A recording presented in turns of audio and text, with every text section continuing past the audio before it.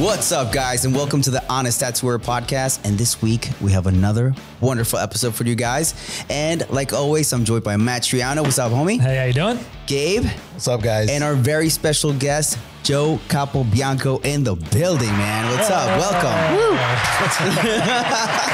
Oh yeah. Oh man, we're stoked to have you here, man. And for those that don't know you, please introduce yourself. Tell them how long you've been tattooing, where you're from, and what kind of work you do. My name is Joe Capobianco. I'm originally from Long Island, New York. I've been tattooing since 92, 93, so upwards of 30 something years. I now own a tattoo shop called Hope Gallery in New Haven, Connecticut.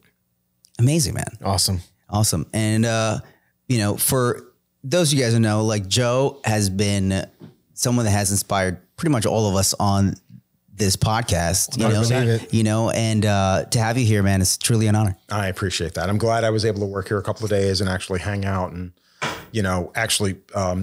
it's nice to actually meet somebody in a different environment and actually befriend them in a situation that probably should have been like, dude, fuck that guy.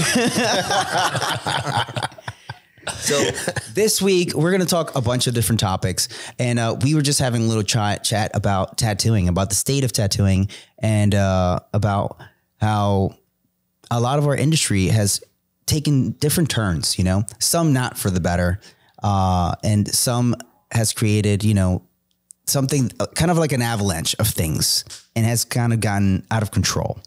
But there's still good, honest tattooer people out there that want to keep things fucking together, man.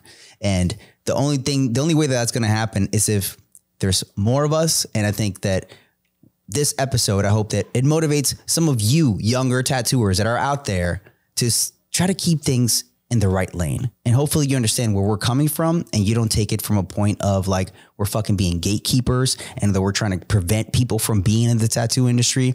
That's far from the case, because at the end of the day, when you leave a legacy, you want somebody to take it. And like Stoney Sinclair said, you want somebody to take that and make it a little better and not butcher it, And that's Absolutely. it. And that's actually a really good way of putting it. Cause I think a lot of people that like using the word gatekeeper are people that have never had the word no said to them. Yes. You know what I mean? And it's funny because gatekeeping, consider the fact that I've been doing this for 30 years, that there are tattooers out there that have been tattooing for 70 years, that are still doing it, whatever. I don't think they ever looked at it from the standpoint of gatekeeping. I honestly think that they looked at it as like, this is how you nurture something. This is how you protect something from getting bastardized and destroyed. Yes. And you may not have felt that way in the beginning, but eventually you understood like, well, dude, I get it. Like in order for me to make sure that I can do this for the next 20 years and then bring somebody else in who can do it for another 40 years. Like then there are certain responsibilities that I have. And I think a lot of the people now, it's like everything else in the world. Like, no, it's got to happen now. Yes. Like, I need it to happen now. I need to make as much money as possible. I need to bring as many people as possible. I need to make that work. And they don't realize that when you're doing that, you're just speeding stuff up along. You know what I mean? Again, and it's weird because you could say, global warming, it's hitting the fan, things are going fucked up. Like, why do you think that is? Instead of just laying things out so things happen in a normal pace, it's just like boom, boom, boom, boom, boom. Yeah. And the problem with that is like, that's not sustainable. No. And again, this is a conversation I had with another tattooer who has something to do with the destruction of a lot of the stuff we're talking about. Yeah. My words to him were, what you're doing, what you're talking about is not sustainable. And I honestly believe that. Like you can play act that everything you're doing is helping the industry. It's not. I don't think there's any good way for that to end. Yeah. When you're making things available for anybody to just be out there and be like, yeah, dude, whatever. I think it's just going to hurt things in the long run. Yeah. I think so many times, people either want to push tattooing along, but then, they want to reinvent the process, and it's like, to do a lot of things in life, like there's a due process to get a good result at the end. And if you rush through it, at the end, it shows that you rushed through it and then you have a watered out version of what it was supposed to be, And I feel like a lot of things are happening with people that are going through, I'm learning to tattoo through watching YouTube or TikTok videos, you know, or I'm learning to tattoo because I like downloaded this like 12 courses, you know, online, etc. That creates a different person with a different mentality, different set of values and love and appreciation for the craft of tattooing. And the funny thing, the reason why when you say that, like I remember hearing stories about like Marcus Pacheco and Aaron Kane. And again, I don't know how true these are. I'm not good friends with those people. I know them through passing and being in the business. But I remember hearing stories about how those guys learned in a fucking basement in fucking Brooklyn. You know what I mean? And they started tattooing their friends. They started tattooing themselves. When I met Siv, the guy who I worked with at Lotus for years, he had worked in Queens for like a year underground. And when he came in, like I watched what he did, like his first day at the shop was the first day I apprenticed as well. And the first day of my apprenticeship. So we worked together. So he had a working knowledge of tattooing. I knew nothing. But between the two of us, we were bouncing ideas off of one another and we learned. So I don't think that you can't learn in the ways in which you're saying. Yeah. But when you make it super readily available and people assume that's the way you learn. Yeah. Oh, I don't want to deal with an apprentice. I don't want to deal with having to meet somebody and fucking get friendly or kiss his ass or mop his floors, whatever. If you think that's the only way, that's fucking wrong. Yeah. Now, granted, if you know no other way and that's what you're going to use, then that's great. As long as you have the wherewithal to follow that through. Right. And do it to the best of your ability and do everything in your power to learn, not just learn enough. But again, the same thing can be said about most tattooers that are making money hand over fist nowadays. They know nothing. They know just enough to do a decent tattoo, to do a tattoo that everybody's going to notice and recognize and go, that's an amazing tattoo. Yeah. Whether or not it is, you know, but that's what got them where they are. And they never look back and go, oh, dude, I never had to learn how to make needles. I never learned how to do this. I never had to learn how to do that because I'm fucking great. Yeah. Yeah. Unfortunately, you're 1 out of 1,000. Right. You know what I mean? And most people don't know that. Nobody's ever been told that. It's like, yeah, you're not that good. Like, I remember the first time I said that to somebody, they're like, well, dude, this, that, and the other thing. I'm like, no, you're just not that good. And they got mad at me. And I'm like, dude, if you don't want to hear the truth, go fuck yourself. Leave. You came to me. I didn't come looking for your portfolio. Like, you asked me what I thought. I told you straight up, if you can handle an honest opinion, an honest critique, I will give you an honest, and I'm not going out there being like, oh, you're a piece of shit, blah, blah, blah. I'm like, no, this is wrong. This is wrong. This is wrong. You can do this better. You can do this better. You can do this better. You should do it this way. Try this, try that. I'm not just telling them it's fucking wrong. Go fuck yourself. Right. That's never been the case, you know, but the thing is, everybody gets hurt. And this is back 20 years ago.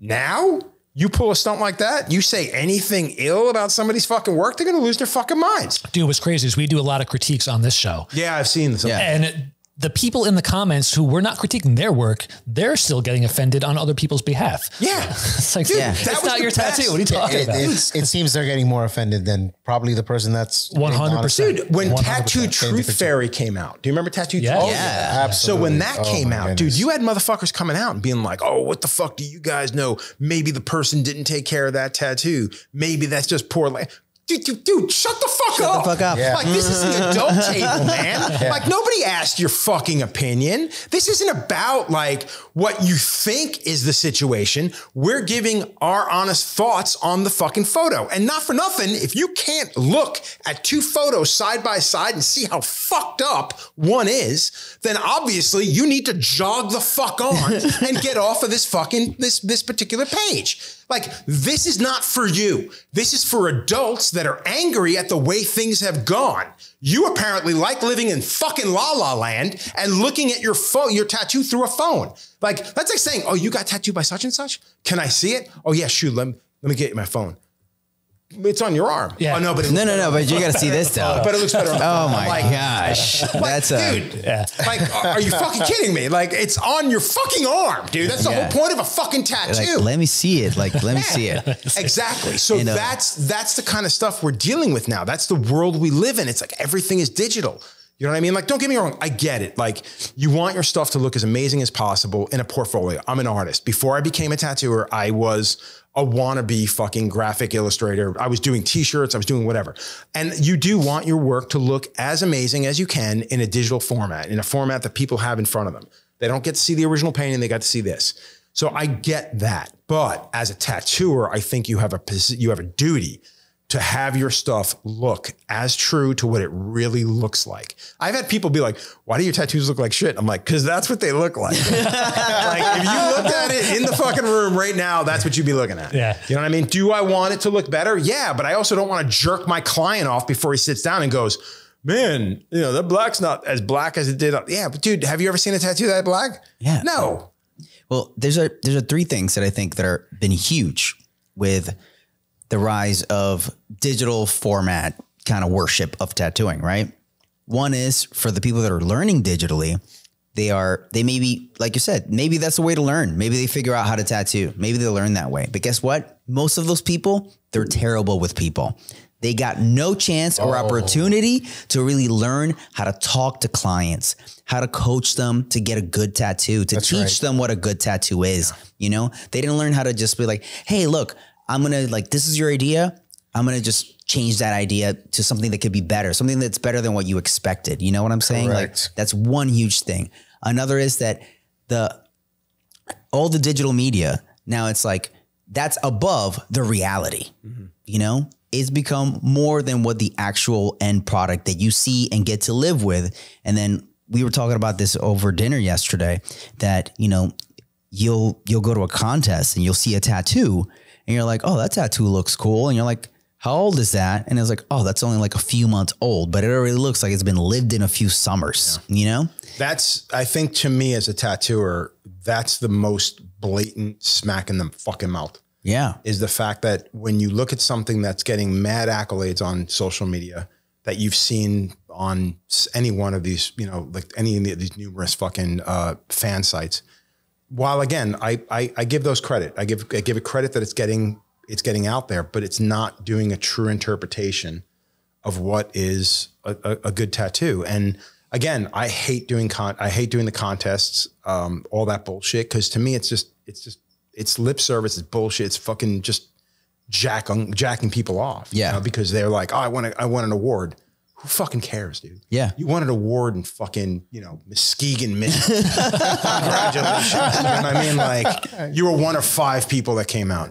But it's one of those things like to see it's almost more disheartening to me because I always felt like that's not real. That's not going to work. Like no. And then when you do the contest and you sit back and you go, how old is that tattoo? And they tell you 5 or 6 months old. And you're like, oh my God, like there's no place for this to go but down. Yeah. This is going to keep getting worse. And it's not for me. It's not for the trade. It's for the person too. Yeah. Like that person's going to grow old and be like, dude, I don't know what happened. Like this tattoo looks like shit. But I do think that that's huge for the trade long-term because I've always thought that I was like, when a tattoo that ages poorly and then that person goes to their circle of friends and they're like, oh, I got this tattoo. And they see it and they're like, oh, like that looks all right. You know what I'm saying? Yeah. Those people are less likely to then want to go get tattooed. Cause like, unless that guy's like, yeah, check out my tattoo. And he holds up his phone. I mean, not for nothing, dude. How often have you I've had people do that. Like I've had people come in with like I had a guy come in looking for work a few years ago and he brought his phone with him. I'm like, hey, mad fucking like unprofessional. You don't bring a fucking phone to a fucking interview. Oh, to show you his portfolio? Yeah, to show me his portfolio. And I get it. Most everybody now is online. But at that point, if you know you're coming in for a job, print something out. If I can't look at it there, I want to be able to look at it in my spare time, whatever. It's an effort. Exactly. Exactly. That's the effort. It's not the fact that like you don't ask for jobs through a DM. Yeah. Same thing with anybody looking out there for a fucking apprenticeship. Do not email, blind call, fucking DM. Like if someone doesn't tell you to go fuck yourself, you should. They should.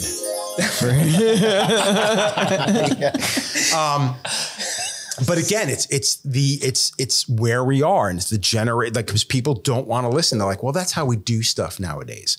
Well, really, you're doing it shitty. Yeah. You're just doing a poor job. Yeah. Like it was better before, you know? And again, I get a lot of the things that I'm going to say are going to sound like an old man bitching and complaining about what's happening today, but it was done better. It made more sense back then than it does now. And if you sat back and really thought about it, you'd realize that that's exactly the case. It's not a matter of like, it's a matter of being professional and having a better footprint in the long term of your career. And I think most people don't consider that anymore. They just look at it as like, whatever, dude, I just want a job, you know? And I don't get that. I don't get that. No. Yeah. Going back on the quality of the photos being so enhanced now, I've said this before. I actually use that as a motivation to make my tattoos in real life look as good as the photos that are edited. Which makes perfect sense. Yeah. That actually does make a lot of sense. Because there have been times where I've looked at something and been like, oh, that should have been blacker. That white there should have been more contrast. Yeah. Yeah. And again, the older I get, I notice that about myself. It's like I have a harder time controlling the contrast in my tattoos than I did back in the day. And again, as an older guy, I'm looking at what people are doing. And that's the thing. Like, I'm not just shitting on the things that I see in social media today. The reason why I'm shitting on it is because I'm fucking actually watching it. I'm looking at it. I'm hoping to learn. But most of what I'm learning is all the things I shouldn't be doing, all the things I see happening that's fucking wrong. Mm-hmm. And then on top of that, these unrealistic expectations that people are putting out there. Like, dude, I've literally had people like, I want those iridescent whites and those pitch blacks. I'm like, dude, have you ever seen one like that? Have you ever walked down the street and you could literally see somebody's arms sucking in all the light on the street, where it's like a fucking, they're like the crow walking through the streets in the day. Like, no, it doesn't exist, you know? And I shouldn't say that. I shouldn't say that. There are some people that could carry a black that rich, a white that white. Yeah. So I shouldn't say it like that. But the fact of the matter is, it's few and far between. Yeah, absolutely. You know what I mean? And with social media, it shows people, it's like, no, man, that's the way it is. Yeah. And it's not, dude. It's really not. I think overall, like, people can, you know, the way that you present your tattoos, you know, can be an honest way where you show, you know, your work. And then there's the people that are like, man, I've seen some shit. The Tattoo Truth Fairy was excellent. I wish it continued. I know. It was so good. What happened with that? It just disappeared. Introducing the Tattooer Health Club, your secret weapon for longevity in the tattoo industry. If you felt the toll tattooing takes on your body, the pain, tingling, or numbness, you're not alone. Founder Jordan is a tattoo ergonomics and therapy expert with nearly a decade of experience. He's pulling back the curtain on our broken healthcare system to empower you with knowledge. So say goodbye to dismissive doctors and gain the confidence to care for yourself. Join the club, access Jordan's free book and customized warm-up routine. It's for serious tattooers, and don't miss the Ergonomic and Therapy Secrets Masterclass. It's time to prioritize your health and set yourself apart in this evolving industry. Get started today at the Tattooer Health Club and let your ink shine. That's right. Use coupon code HONESTTattooer to get 10% off your warm-up routine or your self-paced masterclass. Honest Tattooer is brought to you by Ink Maps, the ultimate tattoo app for tattooers. Upload your image and instantly read dominant colors and get precise color matches for any tattoo ink brand. You can mix colors, see how they look on your client's skin tone, and even explore value isolation and stencil creation. Compare brands, dive into color properties, and achieve perfect color harmony every time. Import your palettes into Procreate and Photoshop, plus conveniently attach projects to clients for future reference. You can simplify your tattoo process with Ink Maps. Download now and revolutionize your artistry.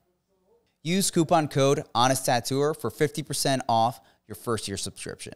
Honest Tattooer is also brought to you by Tattoo Armor. Literally the best way to wrap your client at the end of the day. No mess, no adhesives, and they are super comfortable. You can try it for yourself by going to tattooarmorusa.com. They were able to hook us up with a 20% discount for our followers. Just use the code HONESTTattooer on your next order. I mean, honestly, people, it became a battleground. Oh yeah, that was the best. Is when people were defending just shit tattoos, and you just sit there and you're like, it was like, you got to be trolling. Go back to the fucking kiddie table and just let the adults speak. Yeah, and maybe in 5 years you'll be able to fucking appreciate using a fork and knife, right, and not just eating with your hands and spoons. I could be wrong, but wasn't it because Oliver Peck was running it and he got canceled, so the whole page got canceled? No, also?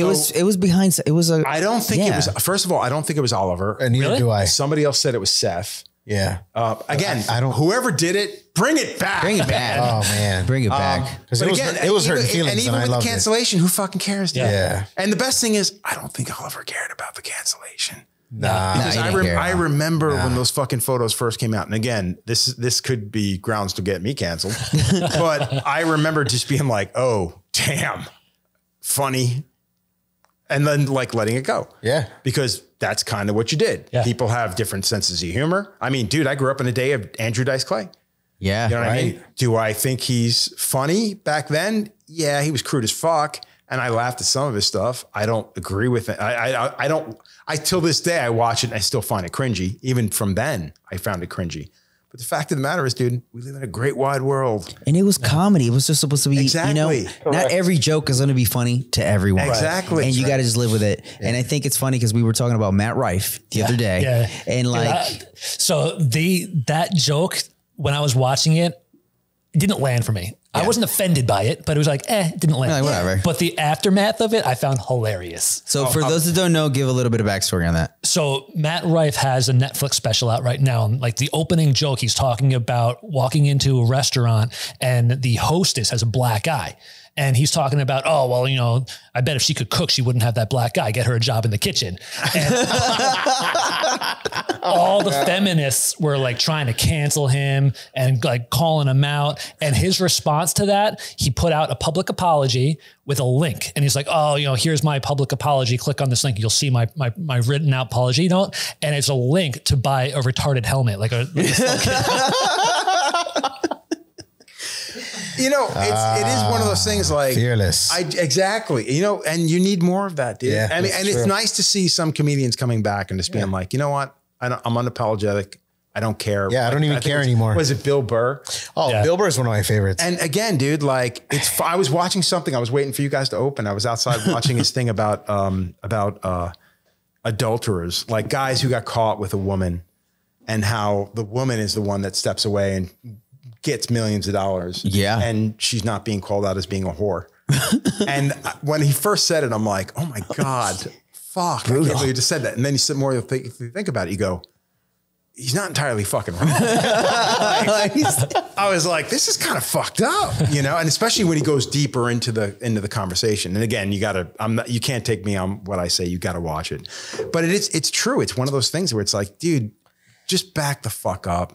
Like, if you don't like it, walk away. Walk away. You know? Swipe in another direction. Yeah, we're not talking about a Change bunch the of web goose-stepping page. Just Nazis walking up the street. Right. You know, and you should be offended. Right. You know, we're talking about fucking comedy. Dude. Yeah. We're talking about a guy making a joke. I'm going to stay here in this location and I'm going to let everybody know that this shit bothered me. Yeah, exactly. And you do nothing more than cry out on social media. Right. It's like the cocksuckers who making a point to fucking have a less than amazing meal at a restaurant and got to give it 2 stars and act like what they say matters. Right. You know what I mean? Oh, you know, their red sauce was a bit sweeter than it was terrible. Trust me, I'm a Yelp reviewer. Yeah. Exactly. Yeah. It's like, trust me. I gotta love that South Park episode. Yeah, I know. It's just like, That's- right this way, sir. The worst part is that's the world we live in. The worst part is you can make a joke about it and someone's going to take it seriously and they're going to actually try to make it a thing. Oh yeah, of course. Absolutely, man. You know, John, before we get too far ahead, I wanted to touch base back on the, like where tattooing has gone, especially with social media and how everybody can just hide their persona through their Instagram profile or their TikTok profile, you know, whatever it is they, you know, create as this persona avatar of Ric themselves. Flair. Woo. Woo. Yeah. And I think what we're losing on top of that is that people forget that a lot of people, you know, obviously you seek out an artist for their talent, for their style, something that they're particular at doing. You're as a client, you're like, I vibe with this person's work. But a lot of that also, like, we're almost losing the personality of it, of that. Like, we also are people behind what we do with our tattoos.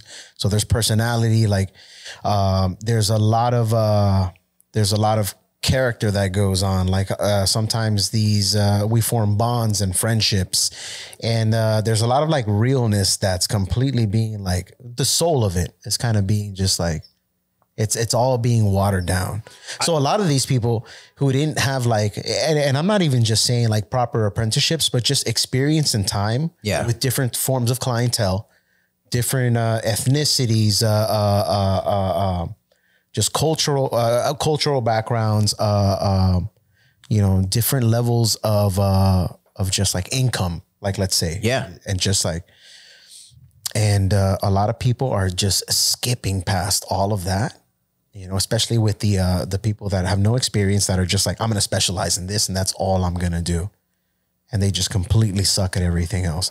It's one of the things that I'm like grateful for a little bit of the, of going through the ringer as far as like street shops and dealing with different forms and walks of life. Like it really builds up a character, it builds up a toughness to be a tattooer, because, at the end of the day, like it's not a pretty job, for the most part, it can be pretty tough. We encounter different like personalities out there. Sometimes it can be a breeze. Sometimes it's a pain in the dick. For sure.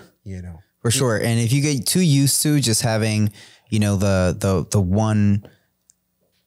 one's clients, that are just like worshiping you every time, you know what I'm saying? The ego fluff, the constant ego fluff, dude. Yeah, exactly. Then you're going to just be a certain way. And I think like too many artists nowadays that are kind of grew up in that environment.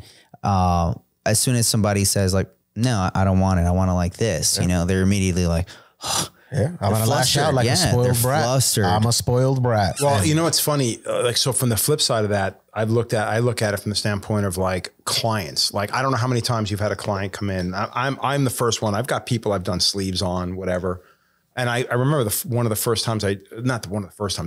many times I've done it, where somebody came in and said, yeah, man, I want to get my back done next, I think, and blah, blah, blah. And I've already done I've done both of his sleeves. I've done his fucking chest. We're about to do his whole fucking front panel. Yeah. We've done a piece on his leg. And I'm like, yo, man, like, you're officially a collector, dude. Like, why? I mean, I'll do your back, no problem. But man, you should maybe get tattooed by a couple other people. And he's like, well, who would you recommend? And I'm like, he's like, who would you get your back done by? And I'm like, James Tex. I was shout out James Tex. Yeah, exactly. Amazing work. I was like, I would fly up there in a heartbeat and get my back done by him. And he's like, okay. And to his credit, he did. And he eventually got his back done by James. Amazing. And it's fucking amazing. Nice. Nothing I would have done, which is fantastic, And there's been many times where people have come up and they've just been like, oh, I'm looking to get tattooed by this person. And I'm not going to name any names, because any fucking avenue I go down for that is going to end poorly. But I've had people come up and be like, I want to get this from this person. And I go, yeah, you could do that. Or you can go to this guy. And this guy will do as good, if not a better tattoo. And you'll have a better experience. Where the other guy is going to treat you like a fucking calfskin wallet, take the money from you. You're going to have a miserable experience because you're better than that. There are certain people that you can look at and be like, I want to get tattooed by this guy. And you go, okay, well, you're borderline retarded. So yeah, knock yourself out. Go to that guy. Go get that. You won't know that you're being taken advantage of. You won't know that you're getting a shit experience. You don't fucking have a clue. Go to him. But with certain other people, I know, like, they're used to dealing with me. And they're used to dealing with people like me, and they'll go like, yeah, that was a horrible experience. And I'm like, I told you. And that's happened too, where I told them not to do that. They did it anyway. And they were like, yeah, you were right on that. You know what I mean? Like, they got a decent tattoo. So to the tattooer's credit, they did a good job. But to me, it's more about the entire kit and caboodle. It's the Absolutely. The experience. That's always been a huge thing for me, because I just think it's so important to create an experience for your clients that's memorable. Yep. It's not like one of the worst feelings is if you go, get a tattoo by someone, and some of you guys that either have gotten tattooed or have been clients to people, and you feel like it was the equivalent of getting a sandwich at Subway. Like, you just went, they made it. It tasted all right. And then you just left and they were like, all right, thanks so much. Bye. And you just feel like, wow, that was so transactional. Exactly. Like, there was no connection there. No. It was just like, to them, it was another day at the office, dude. And the funny thing about that is, And I see it more and more because there's a lot of these fucking, God, I hate using the word fucking influencer, but there's a lot of these fucking knuckleheads on Instagram and fucking all this shit. And they're going around the world getting tattooed, which is fantastic. But I know I've seen one or two like things where I know the person they got tattooed by. And I'm like, go fuck yourself. That was a bullshit experience. Like if you're fine sitting in a room for 9 fucking hours, spending money, like you can hear it ticking off in the back of your fucking mind every 20 minutes, like cha-ching, cha-ching, cha-ching. And you're going to walk away from me like, oh my God, it was such an amazing experience. No, it wasn't. You got a great tattoo. It was a miserable experience. You might as well, you could have had a better time going to fucking Subway, getting a fucking ham on rye and being done with it. Joe. Yeah, he sat down for 9 hours. The fucking artist put on his fucking Dre Beats headphones. Exactly. And didn't say a fucking lick to you. Exactly. But you got an amazing piece of art and you got nothing to remember other than that. Which, by the way, will still turn to shit. Yeah. Like that's something I think a lot of people need to realize. It's like when you get tattooed, you are going to age. The tattoo is going to age. The experience is not. Correct. The experience is what you went through. It's what you're going to remember for the rest of your fucking life. And I think with tattooing, I think that was a big deal. It was the experience. For me, it was my first tattoo I got with a bunch of friends. That introduced me to a bunch of different people. I eventually got into tattooing, and everything since then has been an experience. You know, whether it be learning a new trick to the trade, whether it be going to a different country, whether it be learning from a different tattooer, getting tattooed by a different, any number of fucking things. It's all about experiences. For sure. Like when I look at all my tattoos, I don't have a favorite tattoo. I have amazing experiences. When people ask me, what's your favorite tattoo that you've done? I go, I don't have one. Right. What I have are fantastic clients and great experiences with those clients. I'm gonna have to agree with you. I can look at something and go, yeah, that was a good tattoo. Hated the guy, fuck that tattoo. Right. You know what I mean? But I could look at something that is a mediocre bullshit tattoo and go, that guy is amazing. I cannot wait till he comes in next month. Right. And that's a big fucking deal. And again, maybe that's part of like not giving a shit about, you know, what it is that you're producing and where it's going to take you. Because in all honesty, I think it's all bullshit anyways. You know what I mean? And I shouldn't say that. I'd say 95% of it is bullshit. Like I can say that if you do all the things that, you know, these social media fucking gurus tell you to do, there's a good chance you may end up in a better place, but there's a very good chance you won't. And you're going to do all this fucking jumping through fucking hoops for what? If you didn't enjoy yourself getting there, what was the point of going? Yeah. Right. You know? And that's a big deal. And maybe that is a defeatist way of thinking. And I'm not going to say that it isn't, because I've been wrong on a lot. And I'm certain I'm wrong on this. When it comes to the social media platform bullshit, I think it's more about the individuals actually getting to meet. It's not about what you see on the phone. It's about maybe that being the introduction to that individual, and then the rapport you build face to fucking face. Right. You know what I mean? And I think that we lose that with the way social media is set up right now. That's right. And I think that's the most fucked up thing with what goes on with social media, is that it's taken away. That's never on the table. It's basically like, no, here it is. Oh, you don't like that? Well, here's another one. That's right. And you never have the opportunity to actually go out and see that person.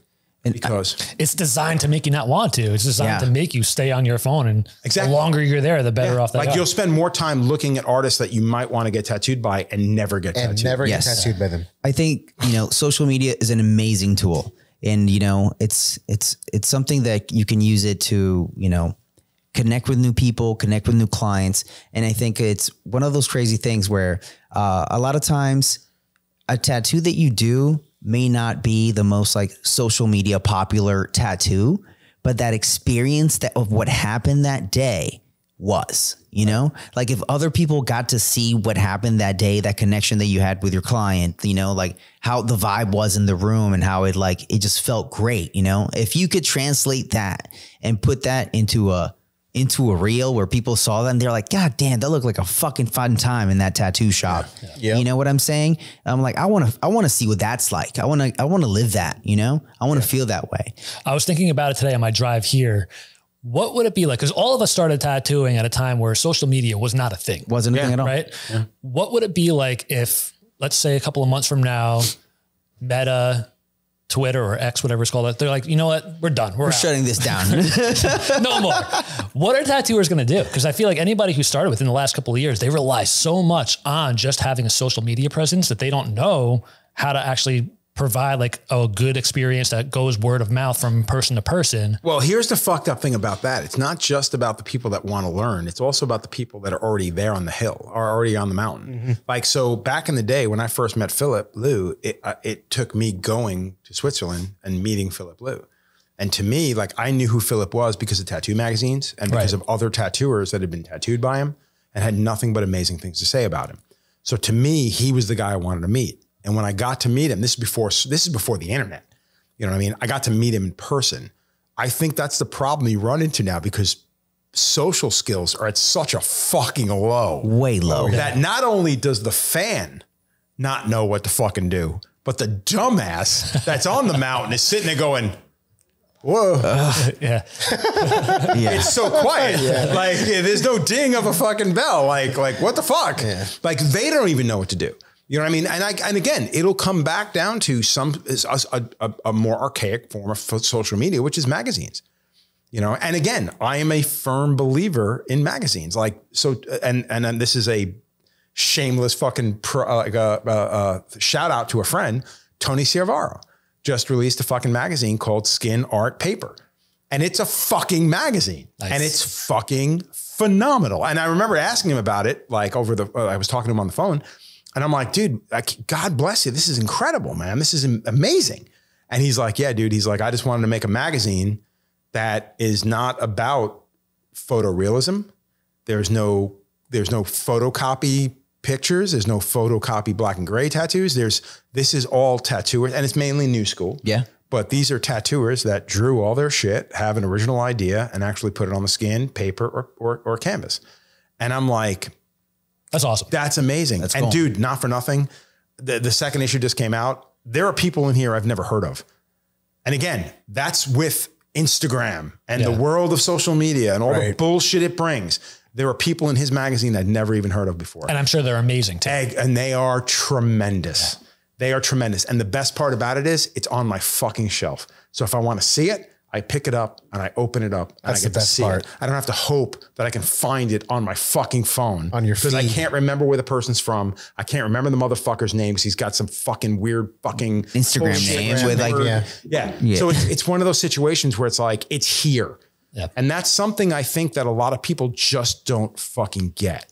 You know what I mean? And again, call it old world, what the fuck ever. It's fucking better. It's here to go. It's here to stay. Sounds like a lot of gatekeeping boomer talk. Yeah, you know what, man? Like I said, you can call it that. And I'm sure there are people that are going to do just that. Yeah. But the fact is, it's not untrue.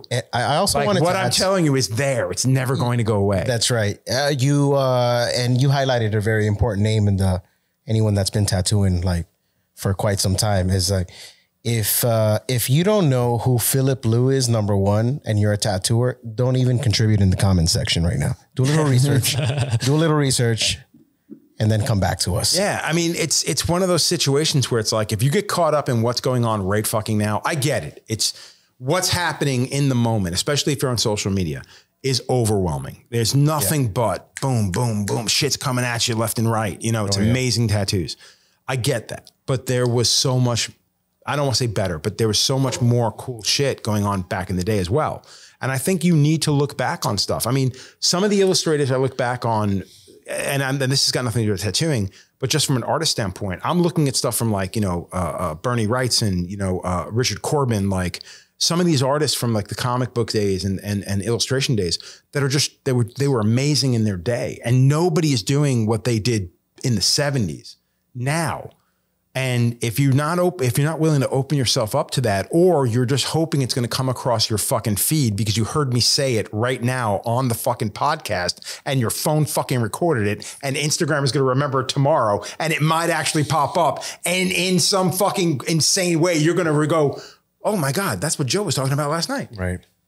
That's not enough to ask for anymore. That's not enough to wish for. You should be looking for those illustrators. And the only way you're going to find it is off your fucking phone. Right. You know what I mean? And actually collect that stuff. And that's how that stuff becomes legend. You know, with someone like Philip, dude, his mother, Loretta, is the one that, well, it wasn't just Loretta. I forgot who the photographer was, but they took all these photos of this family, which are tremendous. That book exists. Like Mickey Violetto released it a few years ago. And it's not what everybody expected. I bought the book with the intention that it was going to be a Philip Lou book. And it's not. It's a Lou family book. It's a Lou family book. And it's amazing. And I remember which book you're talking about. Yeah, to see these these pictures of the family. It's incredible. You're not going to find that online. You know what I mean? And that's a piece of tattoo history that you're never going to know anything about. And again, that's this much of this individual, this tremendous individual's life. And what he's brought to this fucking business. That's something you're not going to get on social media. Yeah. And again, if you did, it's going to be 2 seconds and it's gone. Yeah. And it seems like people obvious. It's almost obvious to me that the newer generation has no intent or care to. I think there are hungry people for sure. Yeah. That want everything that tattooing has, which includes the history, and everything so forth from that. But I think that's what the importance of stuff like this is where you you capture an audience doing one thing, and then they're forced to listen to something else. Yeah. And then they have to go, and maybe only 10% of that group goes, oh, I'm gonna check that out. And they do. They actually take and they actually do. Exactly. Which is, again, I don't know. I mean, hopefully they do, but. So you talked about Philip Lou being important. Correct me if I'm wrong, because you'll remember this better than I can. I'm a big advocate. And I talk about all the time, just slowing down. And Tony Ciarvaro, that was like a big message of his for a while. Just slow down. And he would actually write that on his paintings. Slow down. Well, that's his brand now. Yeah, that's the slow down brand. Yeah. Shit. That's cool. That's dope. This is off the cuff, but it had some tattooer who shall remain nameless until later. He actually submitted his work and wanted us to critique. Oh, you were talking about this last night. Remain later for what? The after show? Well, no, I'll tell you guys who it is after you guys look at the tattoos. Okay. But I'll show you guys some tattoos. And then we can do a quick, brief, critique of this work. Man, we're going to tear someone really important apart, aren't we? I think it'll be fun. So you know who it is? So I'm gonna pull it up. I do know who it is. Okay. So, when I did one of the first seminars I ever did was in Richmond, Virginia. And a bunch of different artists got on it. And I was like, we're going to do a portfolio critique. And what I'm going to do is I'm going to put my portfolios out and I'm going to let you guys tear it up as well. And so I put my portfolio out. I looked at everybody else's portfolio, and that is the longest part. Like I think my seminar was like my work. It's not a workshop, it's a seminar. It's me talking for 3 hours. And then I think I spent another fucking 2.5 hours going through people's portfolios. Yeah. And some people you're just like, God. But other people I was like, oh, it's really good, but you can do this better. You can do this better. You can do this better. And some people take it good and some people get offended. But that's why I put my stuff up and be like, no, dude, tear it up. I don't care. Yeah. Like bring it, And I think that's important. You know what I mean? Because there's very few things that someone's going to say about my work that I have already not crucified myself for. You know what I mean? You heard me yesterday when I was talking about the tattoo. It's like, dude, trust me. I know most of all the bad things that are in that fucking tattoo. And I probably know what I could have done better. And I know why maybe I didn't do it better, any number of reasons. But I think every good tattooer or anybody who's got a fucking head on his shoulders should be able to look at something and be like, yeah, fuck that one up. I could have done something a little different, for sure. Absolutely. So we were talking earlier, Joe tattooed me. We figured it was 2007. Yeah. I can't believe I don't remember that. But the funny thing is the second you showed me the tattoo today, I'm like, oh, fuck, I remember that tattoo. That was a long time ago. So now that you saw this, I think I showed it to you once before, like years ago at a convention too. Yeah. But let's just say you haven't seen it in about almost 20 years, right? 17 years, something like that. Looking at it now compared to the things that you do now, so how do you feel like the scary thing about that is it's one of those situations where you look at something, and I think with the tattoo, I'm going to pull it up right now. One of my biggest issues with it is the line work around the fingers. It's not that it bothered me. It's one of those things where it's like, it didn't age as well as I'd hoped it would. I will admit that using the opaque grays in the tattoo, actually the opaque grays aren't horrible. The yellow stands out amazing. The orange stands out amazing. The teal. But a lot of the lavenders And these are things that I know for a fact that I've stopped doing. When I used to go gray into lavender, which looks amazing, but I know full well, and I knew this probably 5 years after I did this tattoo, where I go, yeah, those aren't going to hold up. Like those lavenders are all going to turn to gray, and those pinks are either going to disappear or just get blotchy. And in this case, most of those pinks disappeared. Most of those lavenders disappeared. I think what's most disappointing in this tattoo is the fucking line work in the fingers, man. That bums me the fuck out. Like that truly bums me the fuck out. Again, and also like the line work in some of the hair. But again, it's one of those situations where, you know, sometimes bold will hold, like a fucking, a nice strong 7, like a medium weight 7 versus in this case was probably a tight 5 or a tight 7. You know what I mean? Cause that's kind of what I'm known for. Like I had a name, they used to call me Joey Razors because I used all tight needles. I used tight 3s, tight 5s, tight 7s. And I was tattooing the guy's dark side tattoo and they were just like, dude, what the fuck is that? And I'm like, it's a fucking tight 3, dude. It's a fucking, it's a line. What the fuck? But these guys were all lined with like loose 9s. They'd never gotten tight line work before. So the piercer at the time, who's now my barber, is just like fucking Joey Razors, man. And I'm like, what the fuck ever, dude. But it's one of those things looking back on stuff that, you know, tight line work doesn't always hold up as well as some of the bolder stuff. Yeah, you know what I mean? But then again, I couldn't do a tattoo like that with nothing but, you know, bold 7s. It just wouldn't have, it's not the tattoo I do, you know? Yeah. So one of my most memorable experiences or conversations that we had during that tattoo session, we were just about done. And I looked down at it. I'm like, oh man, this blue part, the background. I sent you something on your computer. Okay. This blue part, the background is my favorite part. And it was just like the way that you kind of whipped out and shaded this blue background. And you were like, really, dude, this whole fucking tattoo in that little part's your favorite spot? It is one of those things like, you don't, you know, like people are going to appreciate things differently. You know what I mean? And I think that's the joy of like a certain tattoo and an experience, you know? So. Did you get it? Opening it out. Yeah. Okay. All right, cool. Let's start off with, where did I put it? Oh, we're starting with the critique now? Oh, yeah. Oh, yeah. And straight into it. See this? So start off with the green dragon feature kind of thing. Okay, so let's just start with that. Okay. Nobody knows what it is. This guy here? Yep. Yeah, that's the first one. So I feel like I have like a good viewpoint from trying to look at something from far because I can see it clearly. It's like a DNA turning into like some sort of like dinosaur raptor. Yeah, it looks. Is this all done by the same guy? These are going to be done by the same guy. Yeah. Okay. All right. So looking at this, like right off the cuff, very impressive to look at like when it was first done. We all know that's not going to age well. No, I'm sorry. Yeah, that DNA thing at the bottom is not going to look good. It's not going. It's not even going to hold its shape. And the whole main thing with just the red with no outlines and no real, there's a black behind part of it, but not around some of it. And again, that could be the fact that he's going to go back into the top part of it. And make me do the same effect that he did on the bottom of the jaw right here, where he did kind of like that black right next to that exactly. color. I see that working up top, but the fact is he doesn't have it in the bottom during the DNA thing. Yes. And again, I don't think any of that's going to hold up. You got too many weird midtones and not true blacks and stuff. I think just over time, I don't see this holding up very well.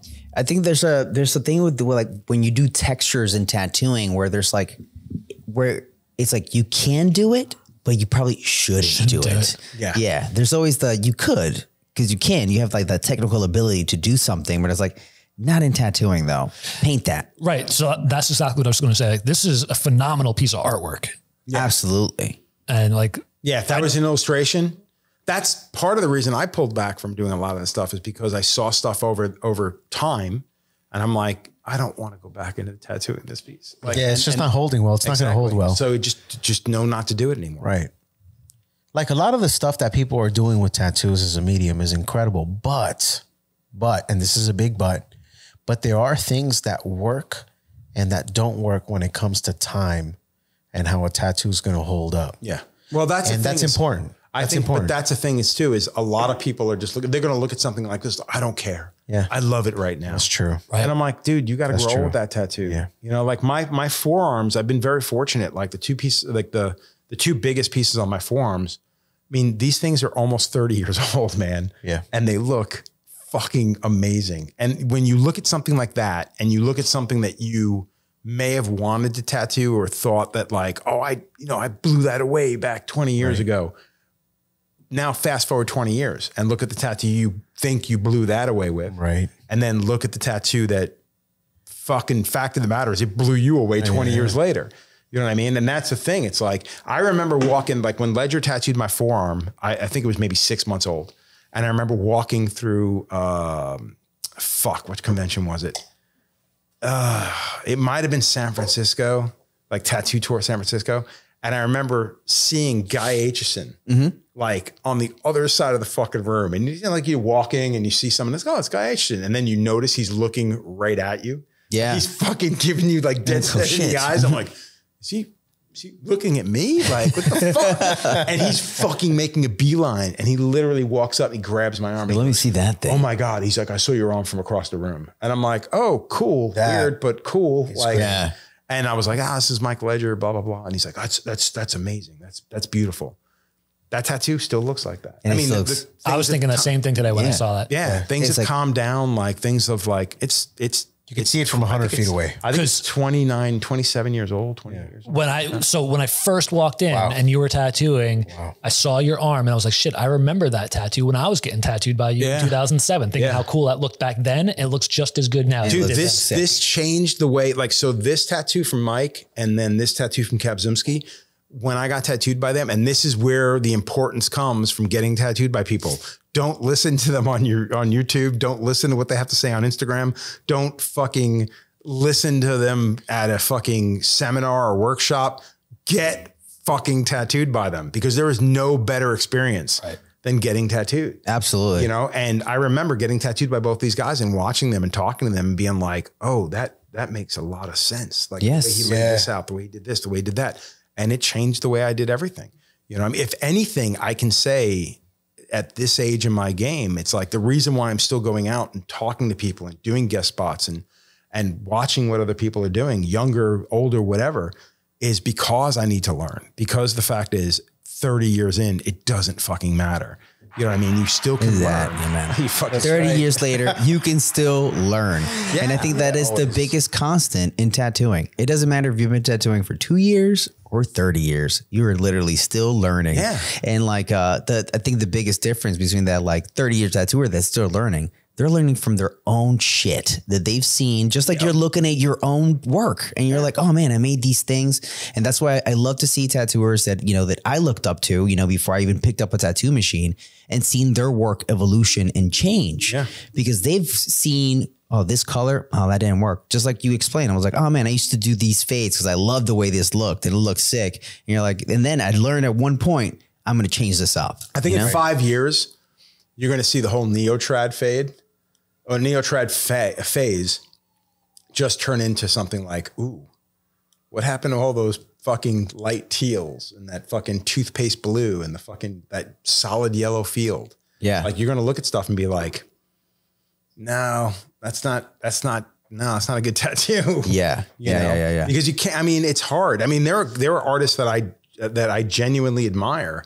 And I look at some of the stuff that they do and I look at them and go, man, would it have killed you to throw a little bit of a different color yellow into the fucking lemon yellow that you put on there? Yeah. Would it have killed you to just put two tones? Like just a little something. Yeah. Because you know full well as that ages, it's not going to age well. It's not going to hold up the way you think it's going to hold up. I think with time as a tattooer, you learn that to appreciate the difference between a good illustration and a good tattoo. Yeah. Yep. They're not always the same thing, you know? And I think the people that can hit a home run on both, those are the tattoos that you're like, fuck, that's it right there, you know?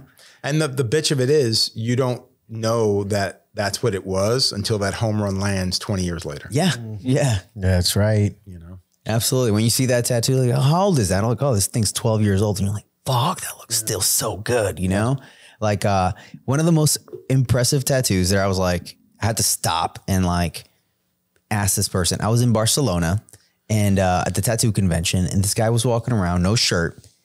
And I looked to the side and I did that double take where you see a tattoo and you're like, holy shit, stop. I was like, hey man, hold on a second. I was like, hey man, come here for a second. He came back and I was like, can I just look at that, dude? And it was an amazing rib piece by Tim Biedron. Oh, out of Chicago. Yeah. Who's one of those guys that for a long time, like you couldn't even find his tattoos on the internet because he was not. I think Beatron's in fucking in Colorado now. He's in Colorado now. I believe so. Yeah. But he used to, what was it? I forget the name of his tattoo shop, but he used to be like outside of Chicago somewhere. Yeah. And kind of keep it real quiet, keep to himself, just crushing drawings, crushing tattoos.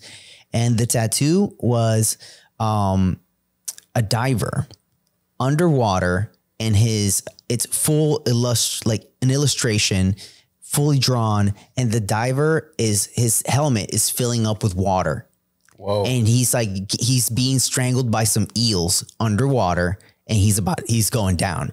But like the amount of like the way that it was drawn, the colors, everything about that tattoo was like, as soon as you saw it walk by, you're like, holy shit, look at that fucking thing. Yeah. And I asked they're like, hey dude, how old is that? And he was like, oh, it's like 8 years old. And I was like, God damn, it looked like it was done like it was done recently. 2 weeks ago, dude. It looks so good. He's in Oregon now. He's in Oregon now. And dude, not for nothing, his work is fucking tremendous. Inspiring. His drawings are just, and then it's funny because I remember when he first broke on the scene, he had this weird like, what's the artist's name? He had this illustrative like,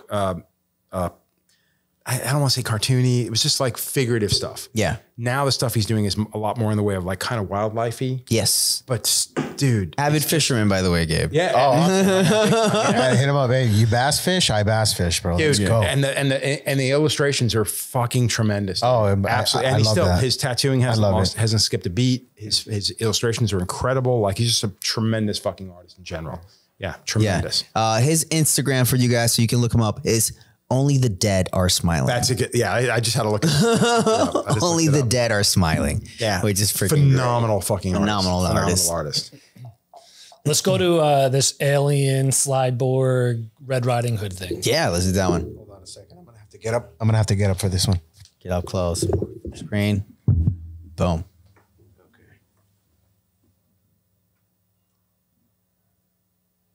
I mean, again, I think it's phenomenal artwork. Yeah. Yeah. I worry about all those details, like in the neck. In the neck area, Yeah. right? I worry about the details and I worry about the depth of the dark reds and the dark greens because they're not black. They're dark green and they're dark red. Yeah. And the fact is black and red in the skin are gonna get absorbed into the skin at different rates.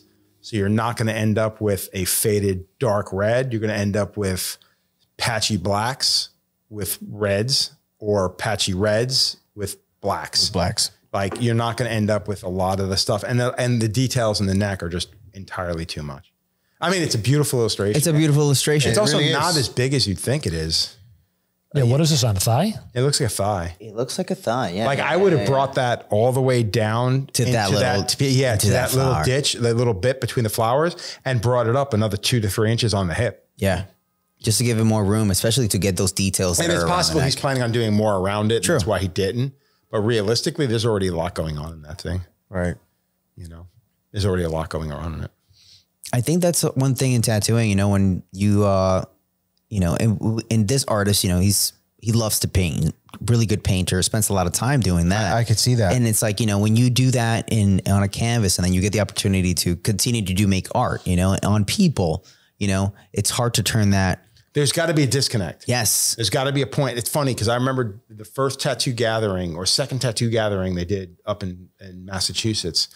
I remember it was a bunch of West Coast tattooers. And I was like, I think it was the only East Coast tattooer that was at the thing. And I remember like one of the guys being like, dude, if you just tattooed the way you airbrushed, I'm like, yeah, I don't, because it doesn't work. And he looked at me, he's like, what do you mean? I'm like, dude, that's an airbrush painting. This is a tattoo. Like this needs an outline. This needs this needs that. No, but if you did it, I'm like, if I did it like that, it would look like shit in 5 years. Yeah. Right. And the thing is I can look back on that conversation and I can look at my work from back in the day and I can look at his work from back in the day, and my stuff aged much better than his stuff did. Yeah. So I won't say who that person is.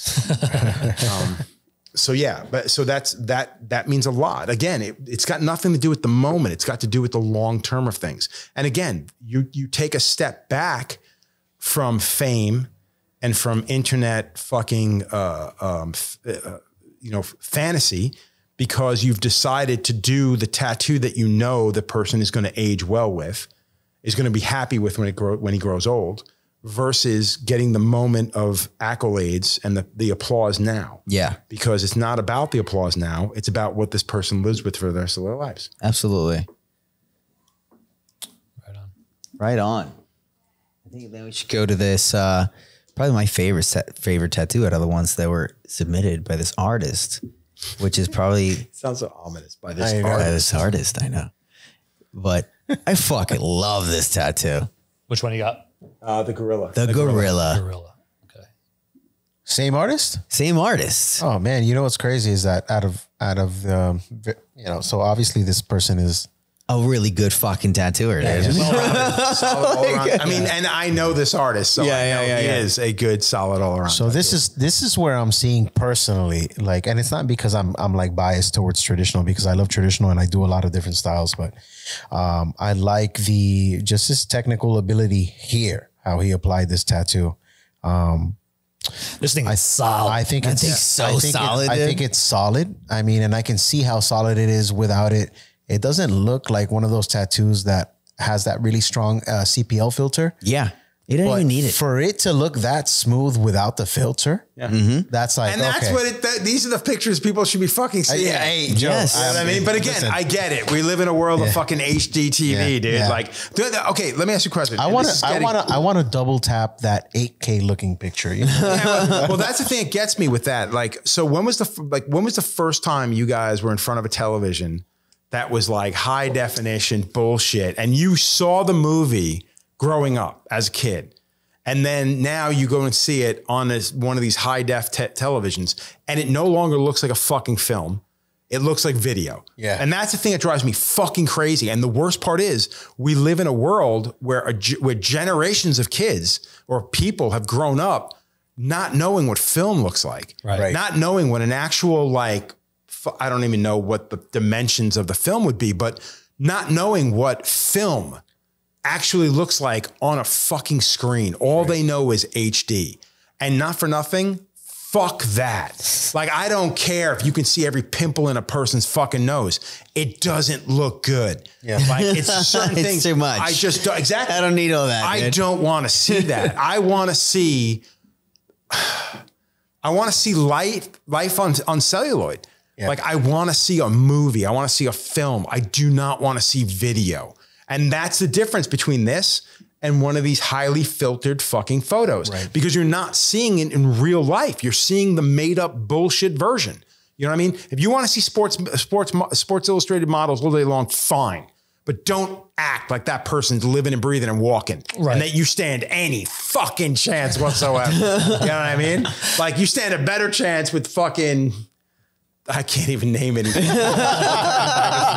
But you stand a better chance with that than some fucking made up bullshit. You know what I mean? And that's, to me, this is beautiful. And again, this is what's fucked about being who I am, a guy who made a living as, I hate using the word new school, but doing what I do.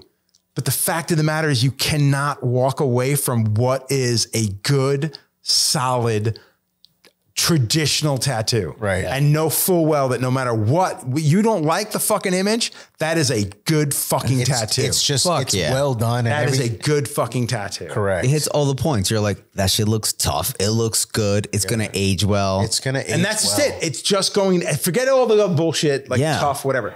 It's a good fucking tattoo. That's right. And if you, and again, this is one of the things where when you looked at old school, new school, wow, that sounds fucking queer. Old school, new school. When you looked at that, a good old school tattooer, like new school guy, followed all these rules.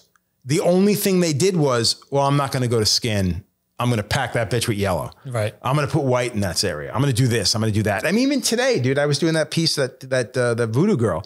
And I'm literally doing it. And I'm like, I should leave that skin. And dude, it hurt to walk away from it. Like, oh yeah. Like the whole time I just like, the white is right fucking there. I could just dip in the fucking white and just, and I didn't.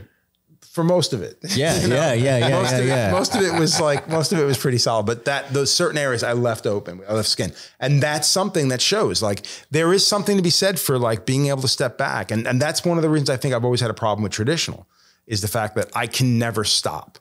Like I never know to be like, okay, dude, you went from black to gray, done. You don't have to go 2 more shades of gray and solid. You know what I mean? I know the feeling. Yeah, I know it's the pain. tough. Yeah. It's tough. And especially even Neotrat. Yeah. Like, cause I look at Neotrat and I'd be like, dude, really? Would it have killed you to fucking just take the color to the fucking line? Like, we all know this is like, oh, that's all going to fall apart. And when it does, you're going to have this much color as opposed to that. Like, bring it, dude. Like, stop. Man, traditional is so like that where it's like, it's literally half, it's the mentality of the restraint. Showing restraint. It's just showing, and it's showing a lot of restraint. Yeah. It really is a lot of restraint because you're really going, you know, if you're going to do any color blending at all, it usually involves a nice like saturation of black, fanned out, peppered out real nice. And then you blend that into a certain color. Yeah. Usually that red or that blue or that green you were blending into didn't blend into two more shades of that green max. Yeah. You know, so it shows a lot of restraint. And of course, like Joe was making the point of, you know, sometimes not even touching the line, you know, leaving that yeah, that's space. tough. I mean, I have nothing problems with that. Like it is so fucking hard. Cause I mean, my wife always gives me like, she doesn't give me shit, but she's always like, yeah, you make stickers. Like you don't make tattoos, you make stickers. Like I can look at a tattoo you did 6 months ago and I'd just be like, fuck. Like, and cause she's a tattooer as well. And she's just like, like I would like to tattoo like that. I don't. But then again, I can't understand why you tattoo like that. And even me, like I'll do stuff and I'm like there's no better feeling in the world than looking at a tattoo you did 5, 10, 15, 20 years ago. And you go, yeah, I mean, however it looks, like, you know, full well that what you did was right for the time. Right. And that's a big fucking deal. Knowing that place. And again, I can look back on a lot of tattoos and I'm like, whew, that was, whew, not good, you know, not good, you know? Yeah. Man, I think the power of like, of that little bit of what you're talking about, when you do a really solid traditional tattoo and you leave that little bit of skin in there, it's hard for even clients. Cause I've heard it from clients, you know, they're like, is that finished? Are you going to go? And you're like, no, I'm going to leave that little bit of skin there. And then I've had to explain to people like, this is the reason why, you know? And then when you start explaining, what the translucency of skin, they're like, oh, skin is translucent. If you want this to look really, really bright, we're going to leave this little bit of skin so it has that impact. I don't think thinking back of like people that explained that to me, I think that Chris O'Donnell during one of his Tattoo Age, that in that Vice series, they interviewed him and he had a really good explanation on that video. Yeah, I remember those segments. Yes. Of why you should leave negative space in your tattoos when it comes like the difference between saturating something fully and leaving that open skin. And I feel like it's not like I don't think it's necessarily a rule, but it's something that you can use to your advantage depending on the effect that you're trying to create. Sometimes you want to have something just lay flat and get pushed back. And sometimes you want to leave that skin because you're trying to get that to pop out. And that's exactly what it does. Something as simple as like Truiano used to do faces very differently than you do faces now. Right. 100%. Right. You know, like you used to saturate faces fully. All the way. And then at one point or another, you're like, not anymore, dude. I already seen this. I know how it goes. And now I'm going to start leaving the light. So the funny thing about that is like I did Miami Ink, 2008, I think it was. And that was a whole weird experience. But when I was down there, I remember sitting down talking to Chris Garver, and Garver's like, man, I just did his tattoo. It was like a DJ girl, like it wasn't a pinup, but it was like a DJ girl with like a hat and shit on this woman's back. And Chris is like, man, he's like, I see you do these pieces, man. You got like, and you're just doing fully saturated skin tones on these girls. And it'd go from dark browns to like medium browns to like whites. And he's like, man, I don't understand why you do that. And I'm like, well, there's 2 reasons for that. Like one is I feel that when things age and things start to fall out, there's still everything is fully saturated. and you're still going to end up with all that stuff, minus certain people's skin tones absorbing pigment and at an irregular rate. But in a wonderful with a wonderful tattoo, you hope that everything kind of drops at the same level. And you're going to have that full saturation throughout the entire age of the tattoo. And I've seen that with certain people, not all the time, but with certain people. The second reason I went back to doing that was when I cut back and stopped fully saturating and just leaving highlights of the natural skin tones.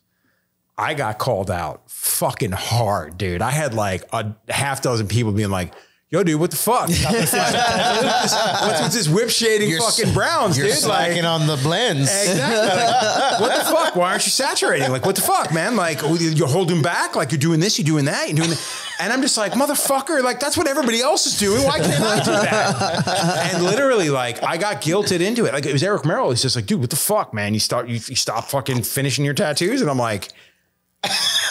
And I think the worst part is I didn't even have a fucking answer. Like I'm literally going, I am? You're right. You're like, there's skin tone there, you know? And the way I slowly got into it again was avoiding white and starting like with your tattoos, especially.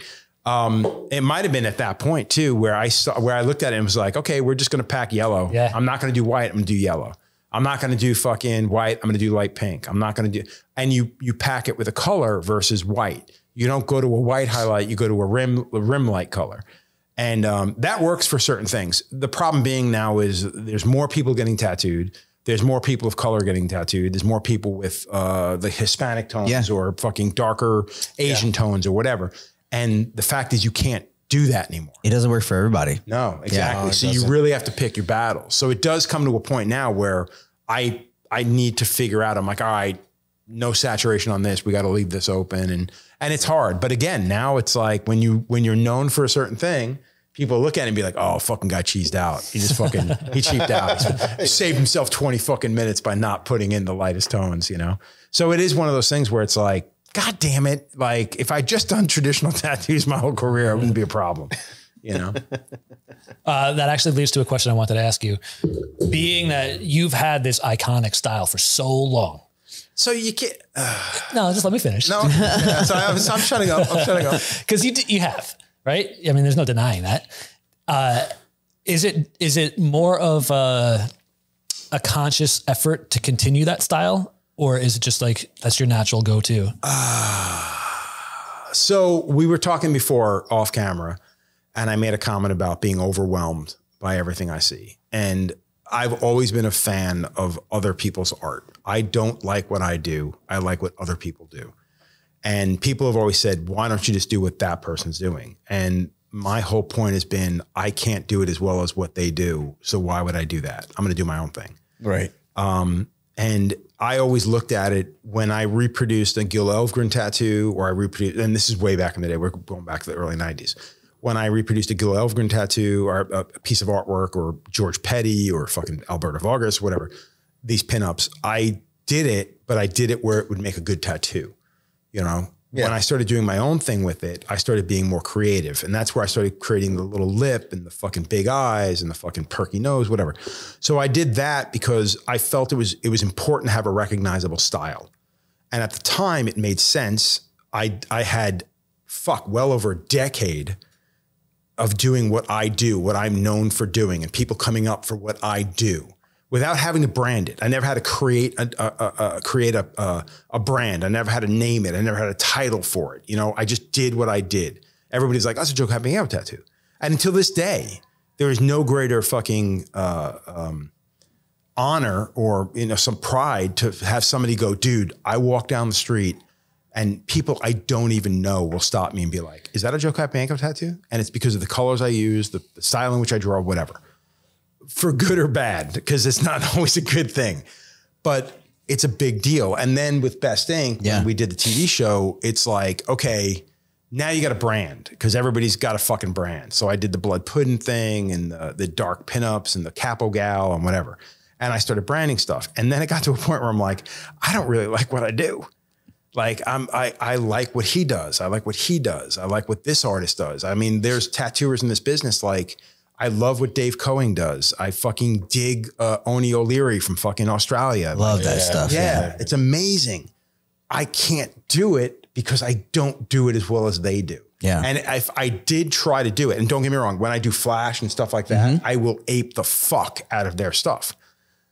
But it's rare it ever makes it to Skin because I feel like I'm biting their shit. Okay. And I came up at a time where if I created a style and somebody bit it, people called them out. Right. I don't want to be the one getting called out fucking like 30 years in this business. Be like, yeah, dude's all washed up. He's all just saying, oh, he's doing his copying other people's shit.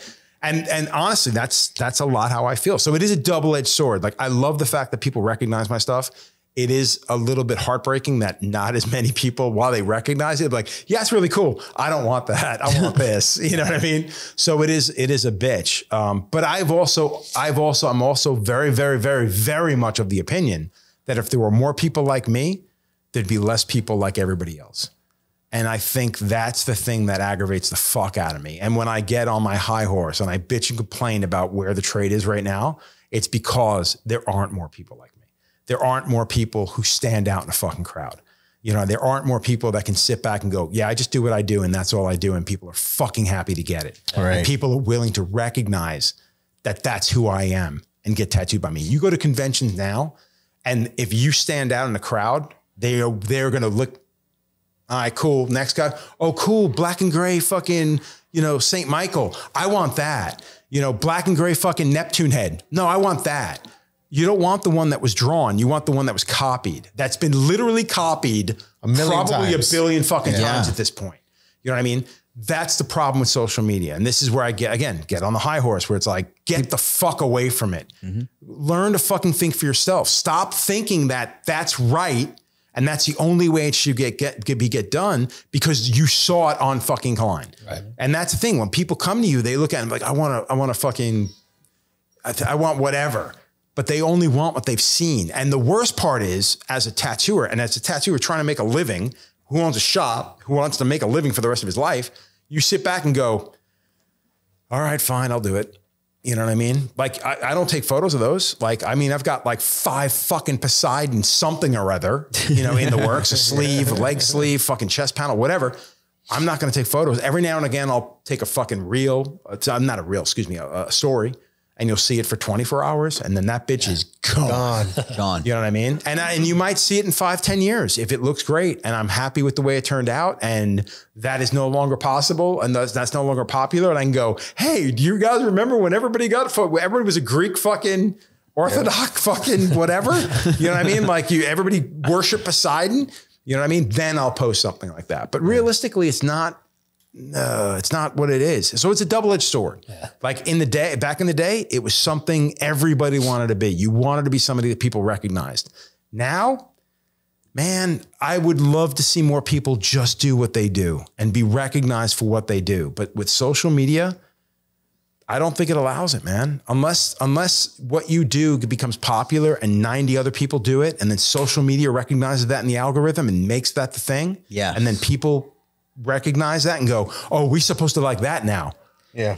Well, I think that's the biggest problem with having an algorithm cure what you see. Yeah. Because when it detects a trend of like things that are similar, that's when it says, look, oh, this is similar to this. That's why I'm going to show it to you because I know you like that. But if something's completely original, different, doesn't look like anything else, it doesn't know where to put it. It doesn't know in which box to put it in. It's like, I don't know who I'm going to show this to. Yeah, so nobody's going to see it. So nobody's going to see it. And that's the bitch of it, man. And the worst part is the ones that do get, the ones that you sit back and go, how the fuck did this get on there? Let me do some chicken scratch crap on some girl's back, freehand, and call it accidental tattooing, whatever the fuck you call this shit now. And that becomes a thing. Joe, did you see the one where they were like literally spinning some girl on the sword? Yeah, that's some fucking, that's a guy that should be thrown in front of a fucking herd of fucking raging bulls. Like that is just one of those situations you look at and you go, first of all, the fact that anybody allowed you to do that, that person should be thrown in front of the herd of raging bulls before you.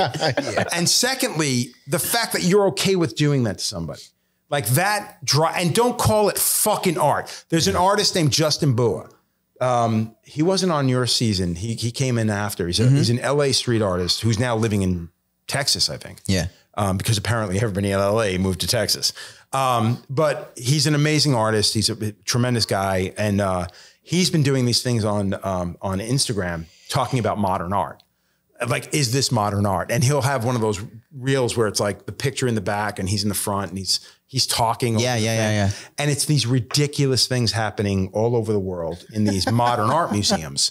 And one of them is like a bunch of old people rolling around in fucking like wheelchairs, bouncing around walls and stuff. Like I can't even begin to tell you how fucking stupid it is. And that's supposed to be the art And piece? that's supposed to That's be the art that's piece. supposed to be the modern art piece. The performative art. Yeah, It's performative art. And you sit there and you'd be like, dude, if somebody came in here right now, threw a can of gasoline in here and lit this fucking place on fire with the performers and every fucking moron who came out to watch it, it would not be a horrible fucking situation. Like, you'd be doing the world a fucking favor. That could be the next art fucking piece. That could be the art They'd be like, hey, congratulations. You know what? This kind of like, that's fucking funny. What it reminds me of, like that fucking episode of It's Always Sunny where Frank is like in the gallery. And he's like some art fucking like critic with the wig on and everything. And he's looking at actual pieces of art on the wall. And he's like, bullshit, bullshit, bullshit. And then there's just like somebody left like a vacuum cleaner in the middle of the art gallery. And he was like, oh, this. I think it was an air purifier or something like that. Something like that, right? Where he was like, this is, what was the word that he used? He used some fucking. I don't remember. Yeah. But bullshit derivative. And he looks at the air purifier with this mechanism that was left there by like maintenance or whatever. And he was like, this is art. Yeah. Well, you know what the funny thing about this is? So I came up in a time where there were fine artists and there were illustrators. And I never looked at an illustrator. Okay, you look at fucking at Frank Frazetta. Ooh. You consider him, okay, now do you consider him an artist, a fine artist? Do you consider him an illustrator? I consider him a fine artist. Okay. So now there's an amazing video called it's not Fire and Ice. Oh, is it Paint and Fire? Oh, for fuck's sake, I can't remember what it's called. Something Fire. Painting with Fire. Okay. It's Frank Frazetta, Painting with Fire. It came out back in probably mid 2000, early 2000. It's called Painting with Fire. And they bring in an art historian to talk about this, all that's going on with Frazetta. And he's still alive at the time. It's before he passed away. And they're talking about his career. And I looked at Frank Frazetta as an amazing fucking artist. Like, he was not an illustrator. I didn't know there was a difference between being an artist and an illustrator. You know what I mean? So this guy says, no matter what you think about this guy as being an artist, he is not. He's an illustrator. He's not a fine artist. You're never going to see his working in the MoMA or the fucking Museum of Modern Art. It's never going to be there. But the fact of the matter is, the grander these things grow, who's to say what's fucking fine art and what's an illustration? At this point, illustrations, if now you can say, well, it was made by AI. You know what I mean? It was created on a computer. It was created on an iPad. That's not fucking fine art, because there's nothing there that you can hang in a gallery. Mm-hmm. I mean, again, some shyster will figure out a way to change that and say, oh, I created it with AI on my iPad. Now it's a giclée. Right. But it would have never been created without my mindsets, my inputs. Did they talk about what makes the difference between fine art and... Their whole point was his stuff was sold for book covers. His stuff was sold as an illustration. Right. But the thing is, it's commercial art. Exactly. Yeah. And that was the clear line that this guy was prepared to die on. But the fact is, you can't. I mean, because the fact is, to me personally, and again, I'm not an art critic, obviously, but I look at it as, man, if that's got actual value to somebody who's willing to spend the money on it, then how can you not call that art? Art. You know what I mean? Yeah. Like, granted, it helps sell a book cover, but there are Bible illustrations. And here's the thing, Bible illustrations, they're not fucking fine art. Doré was not considered a fine artist. He was an illustrator.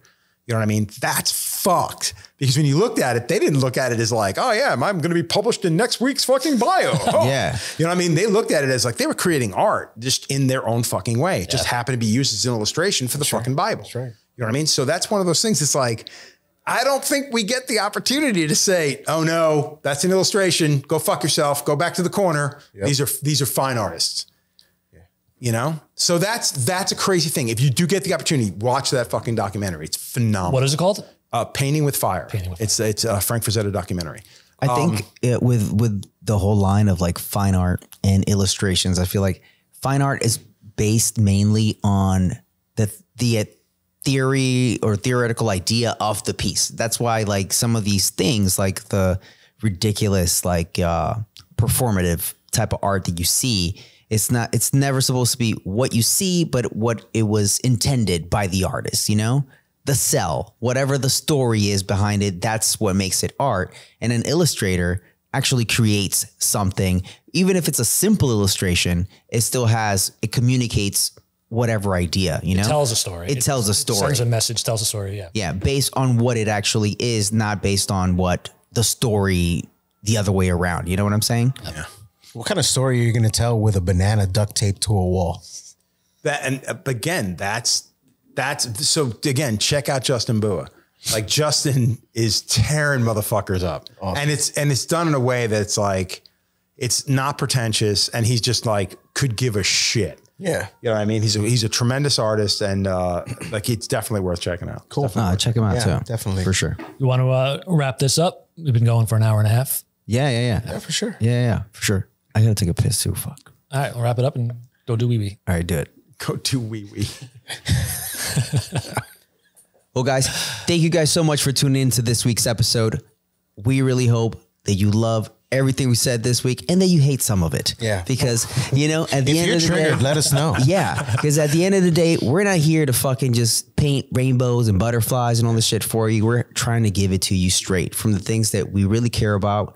And the thing that we care about a lot is fucking tattooing.